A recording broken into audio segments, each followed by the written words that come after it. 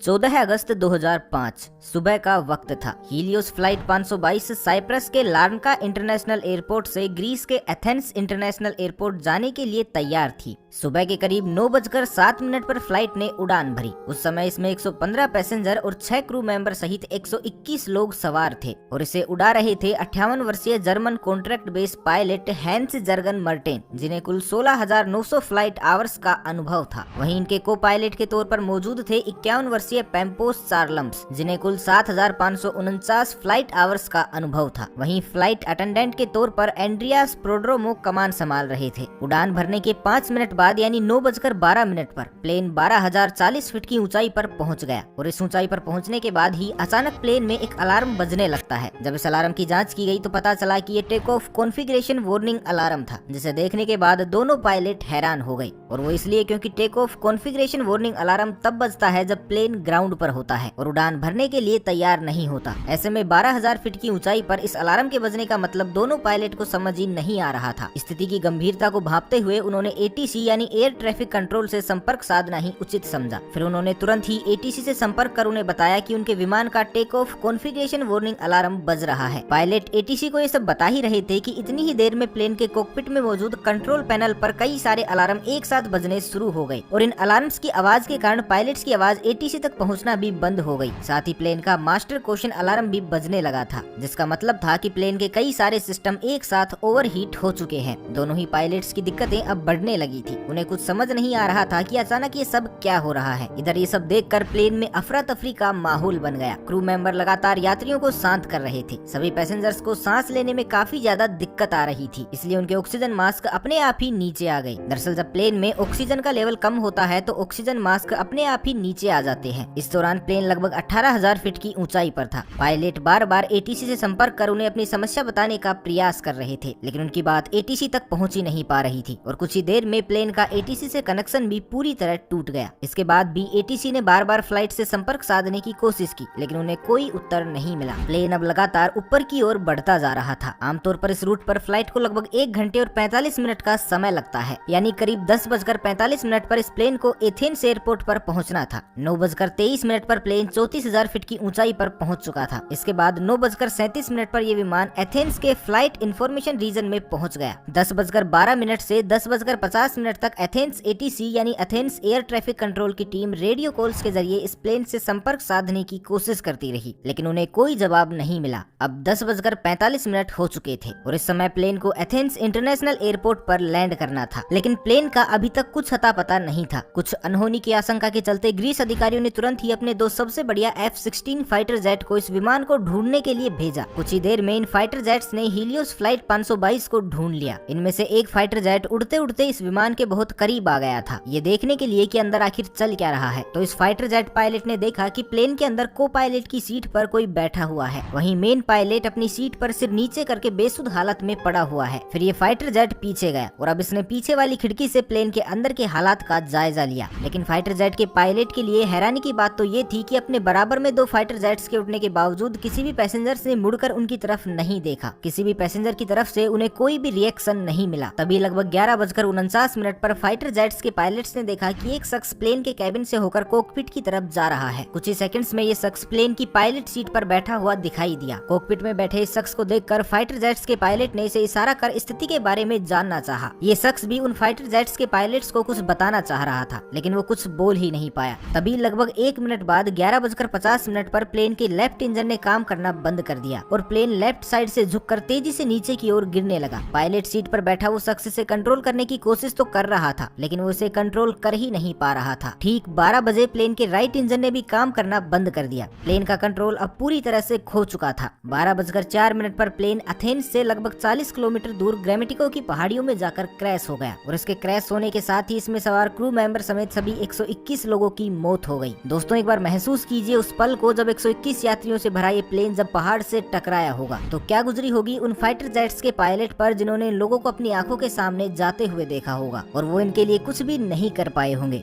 इसके बाद ग्रीस में फ्लाइट 522 के क्रैश होने की खबर सभी जगह आग की तरह फैल गई। तुरंत रेस्क्यू ऑपरेशन चलाया गया। सभी 121 लोगों की डेड बॉडी को एक एक करके ढूंढकर बाहर निकाला जाने लगा। लेकिन जब हादसे में मिली कुछ लोगों की डेड बॉडी की ऑटोप्सी की गई तो एक चौंका देने वाली बात सामने निकल कर आई। दरअसल जहाज में मौजूद ज्यादातर सभी लोग और पायलट्स प्लेन के क्रैश होने से पहले ही मर चुके थे। तो अब यहाँ सबसे बड़ा सवाल ये था कि जब पायलट प्लेन के क्रैश होने से पहले ही मर चुके थे तो लगभग 2 घंटे तक प्लेन का कंट्रोल किसके पास था। तो दोस्तों, हमने वीडियो की शुरुआत में एक व्यक्ति का जिक्र किया था, फ्लाइट अटेंडेंट एंड्रियास प्रोड्रोमो। जी हाँ, वो एंड्रियास प्रोड्रोमो ही थे जिन्होंने अभी तक इस जहाज को संभाले रखा था, क्योंकि अंत में उनकी ही आवाज एटीसी को सुनाई दी थी। एंड्रियास ने करीब 5 बार मेडे मेडे कहकर मदद की गुहार लगाई थी।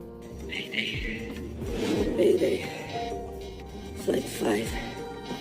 एंड्रियास के पास यूके कमर्शियल पायलट का लाइसेंस तो था, लेकिन उन्हें इतना एक्सपीरियंस नहीं था कि वो बोइंग 737 जैसे प्लेन को कंट्रोल कर सके। लेकिन बावजूद इसके वो इस विमान को घनी आबादी के क्षेत्र से दूर ले जाने में कामयाब रहे। जब एक्सपर्ट्स ने इस घटना के पीछे की वजह जानने के लिए जांच शुरू की तो उसमें सामने आया कि जब प्लेन लेफ्ट साइड में झुक गया था तो इसका कारण ये था कि प्लेन के लेफ्ट इंजन में फ्यूल खत्म हो गया था। लेकिन अभी भी इस हादसे की जड़ तक पहुंचा जाना बाकी था। तभी अचानक एक इन्वेस्टिगेटिव ऑफिसर की नजर कंट्रोल पैनल के एक बटन पर पड़ी और ये बटन था प्लेन के प्रेशर को सेट करने का। इस बटन को देखते ही उस ऑफिसर को पूरी कहानी समझ में आ गई। आपकी जानकारी के लिए बता दें कि प्रेशराइज बटन पूरे जहाज में एयर का प्रेशर कंट्रोल करता है। जनरली जहाज के बाहर लगे इंजन बाहर की हवा को थोड़ा थोड़ा करके अंदर भी भेजते रहते हैं ताकि विमान के अंदर बैठे लोगों को ऑक्सीजन मिल सके। आमतौर पर इस प्रेशराइज बटन को ऑटोमेटिक मोड पर ही रखा जाता है और अगर कभी इसे मैनुअल मोड पर किया भी जाए तो कैप्टन व को पायलट को इसका ध्यान रखना पड़ता है। अब हादसे की जड़ तक पहुंचने के लिए हम आपको घटना से एक दिन पहले ले चलते हैं, जब बोइंग 737 का ये जहाज अपनी रूटीन सर्विस पर गया हुआ था। वहाँ इसको अच्छे से चेक करके इसकी सर्विस की गई और वहीं इसकी जांच करने वाले लोगों ने इसे मैनुअल मोड पर करके इसे पायलट को सौंप दिया था। विमान की उड़ान भरने से पहले पायलट और को पायलट दोनों का इस ओर ध्यान ही नहीं गया कि उनके प्लेन का मैनुअल मोड चालू ही रह गया है और इसके कारण जहाज में धीरे धीरे ऑक्सीजन की मात्रा घटने लगी थी, जिसके कारण विमान में बैठे सभी यात्रियों को बेचैनी होने लगी। और जब कॉकपिट में बैठे पायलट्स को ये अलार्म सुनाई दिए तो उन्होंने इसके पीछे का कारण जानना शुरू किया, लेकिन एक बार के लिए भी उनका ध्यान इस ओर गया ही नहीं कि प्लेन का प्रेशराइज बटन ऑन ही रह गया है। इस वजह से कॉकपिट में भी ऑक्सीजन का लेवल घट गया था, जिसके कारण दोनों पायलट बेहोशी की हालत में जाने लगे थे। विमान के अंदर ऑक्सीजन मास्क तो सभी यात्रियों को मिल चुका था, लेकिन कॉकपिट में ऑक्सीजन मास्क अपने आप नीचे नहीं गिरते, जिस कारण से दोनों पायलट बेहोश हो गए। साथ ही प्लेन में मौजूद यात्री और क्रू मेंबर भी अब एक एक करके बेहोश होने लगे थे, क्योंकि इनकी पैसेंजर सीट के ऊपर लगा ऑक्सीजन मास्क केवल 12 मिनट तक की ही ऑक्सीजन दे सकता था और ऑक्सीजन न मिल पाने के कारण सभी लोग धीरे धीरे दम तोड़ रहे थे। प्लेन अब ऑटो पायलट मोड पर ही एथेंस की तरफ बढ़ता जा रहा था। एक समय ऐसा आया जब प्लेन में मौजूद सभी सदस्यों ने दम तोड़ दिया, केवल एक जने को छोड़कर, और ये थे फ्लाइट अटेंडेंट एंड्रियास प्रोड्रोमो। अब आप भी यही सोच रहे होंगे कि आखिर एंड्रियास इतने लंबे समय तक कैसे जीवित रहे। तो आपको बता दें कि एंड्रियास एक स्कूबा डाइवर थे और क्योंकि स्कूबा डाइवर अपनी सांसों को लंबे समय तक रोक पाने में सक्षम होते हैं, इसलिए वो अब तक जिंदा रहे। लेकिन ऑक्सीजन प्रॉपर न मिलने के कारण अब उनकी भी हालत खराब हो चुकी थी। लेकिन जैसे तैसे करके वो कॉकपिट तक पहुंचे और प्लेन को कंट्रोल करने की कोशिश करने लगे। लेकिन एथेंस तक पहुंचते पहुंचते ये प्लेन यात्रियों की जगह उनकी लाशों से भर चुका था। एंड्रियास अंत तक प्लेन को कंट्रोल करने की कोशिशों में लगे रहे, लेकिन दुर्भाग्यवश वो इसमें सफल नहीं हो सके और अंततः प्लेन पहाड़ियों में जा टकराया और इसमें सवार सभी 121 लोगों की दुखद मौत हो गई। इस घटना के लगभग 15 महीनों बाद ग्रीस के अधिकारियों ने इस घटना की रिपोर्ट पेश की, जिसमें बताया गया कि इस पूरी घटना के लिए सिर्फ और सिर्फ एक बटन जिम्मेदार था, प्लेन का प्रेशराइज बटन, क्योंकि ये बटन उस वक्त मैनुअल मोड पर था। लेकिन भले ही अधिकारियों को ये नहीं लगता हो, पर हमारी नजर में असल दोषी उस सर्विस सेंटर के एम्प्लॉय थे जहाँ प्लेन रूटीन सर्विस के लिए गया था, क्योंकि उन्होंने इस प्रेशराइज बटन को ऑटो से मैनुअल मोड पर कर दिया था। लेकिन इस बात की खबर किसी को भी नहीं दी थी। ऐसे में या तो उन्हें इसे वापस ऑटो मोड में डालना चाहिए था या पायलट को इस बात से अवगत करवाना चाहिए था, लेकिन उन्होंने ऐसा कुछ नहीं किया।